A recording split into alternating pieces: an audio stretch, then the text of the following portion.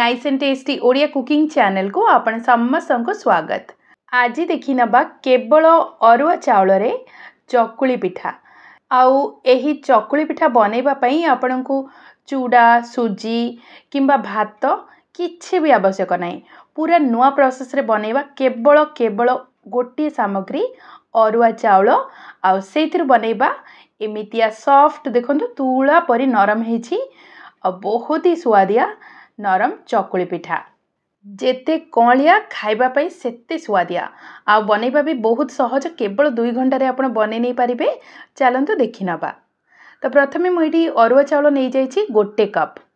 मापरे नेले 200 ग्राम अरुआ चाउल हेबो। तो अरुआ चाउल को मुइडी 2 रु 3 घंटा बतुरे नैछि। तो चाउल एठी भल भाबे बतुरी गला परे आमे कोन करिबा, चाउल को धोईकी चाउलर पानी बाहर करि नबा। अरुआ चाउल को ग्राइंड करिबा पई गोटे मिक्सर जार पके नबा। तो अरुआ चाउल ग्राइंड करिबा पई आपन को बहुत ही कम पानी देकी ग्राइंड करिवे। अधिका पानी देले चाउल भल भाबे ग्राइंड हेई न थाए। तो बहुत ही कम पानी देकी प्रथमे याको गोटे फाइन पेस्ट बनै नबा जेमिति पूरा चिकन हे जिवो। तो एटी मु चाउल बाटी नेला परे पिठो देखंतु। आज चकुली पिठा आमे बिना सुजी चूड़ा किंबा भात रे बनेबा। तो सेति पई गोटे नुआ प्रोसेस कहूची।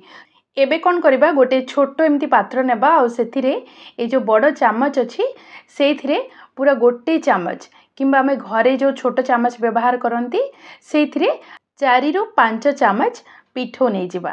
ता परे गोटे कप पूरा 250 ml कप रे गोटे कप पानी पके नबा आ पिठो को भल भाबे मिसै नबा। एठी देखंतु चाउल बटा पानी सहित पूरा भल भाबे मिसी गलानी। तापरे चाउल बटार ए जो पानी अछि ताको आमे कुक करबा। सेथि पई आमे गैस को ऑन करि नबा आ गैस को लो फ्लेम रे रखिबा। तापरे कंटीन्यूअसली एहा को मिसेबा। एठी चाउल को आपण प्रथमे लो फ्लेम रे रखी कि गोटे रु 1.5 मिनिट मिसेबे। तापरे ताको टिक्के लो टू मीडियम फ्लेम करी कि पुनी मिसेबे। तो एठी देखंतु चाउल 3-4 मिनिट परे एमिति पूरा मोटा हे जिवो, बहळ हे जिवो। एबे आमे पुनी लो फ्लेम करी कि ही कुक करबा आउ टिके भल भाबे मिसौथिबे जेमिति चाउल हमर तळु लागिबनी। एठी आमे चाउल को मिनिमम 5 रु 7 मिनिट कुक करबा। तो देखंतु बहुत बढ़िया भाबे बहळ हे जाईछि। तळु एमिति टिके लागि आसीबा समय रे आपण गैस को बंद करि नेबे। तापरे एहा को गैस रो बाहर करि नबा आ मिनिमम 5 मिनिट पई पूरा ठंडा हबा पई देबा।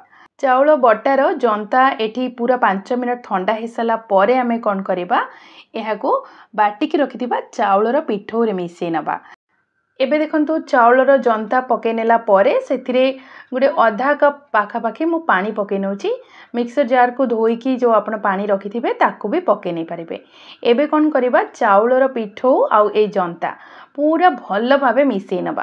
तापरे देखिबे पिठो केते स्मूथ हे जिवो। आपण एठी चाहिले हाथ रे भी भल भाबे मिसै नै परिबे।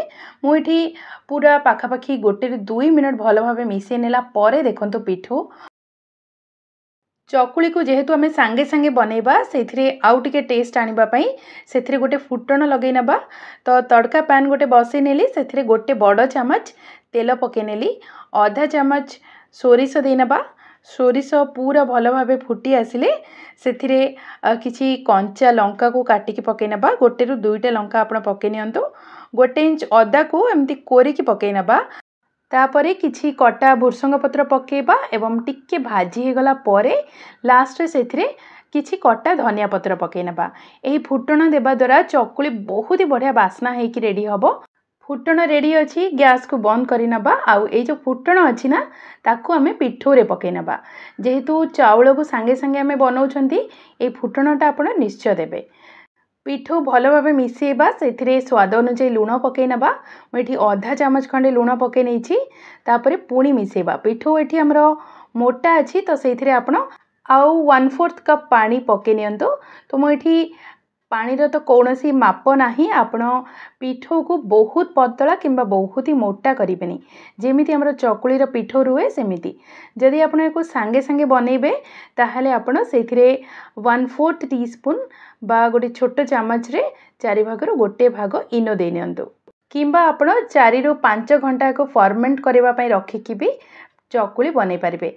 एठी मु इनो बहुत ही कम यूज करिछि। इनो पकई नेला परे आमे पिठो को भल भाबे मिसई नबा तापरे आमे एबे पिठा बनेबा।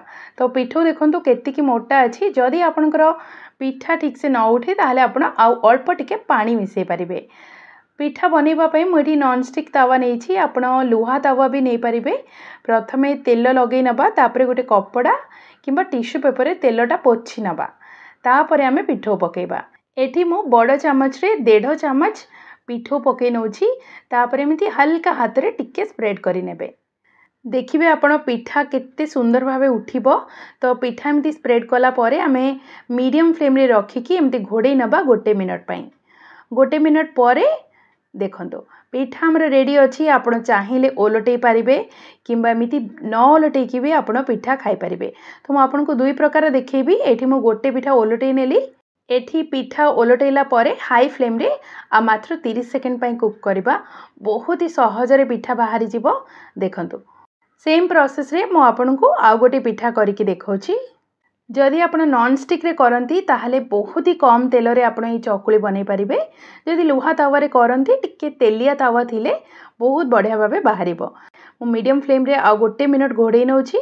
1 मिनिट घोड़ै नेला परे देखंतु पूरा बढ़िया भाबे हमर पिठा चकुली पिठा रेडी अछि।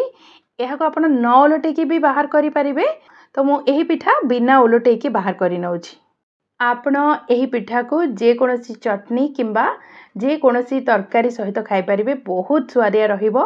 वीडियो पसंद आसले वीडियो को लाइक करंतु, शेयर करंतु। आम चैनल नाइस एंड टेस्टी को एबे ही सब्सक्राइब करंतु। धन्यवाद।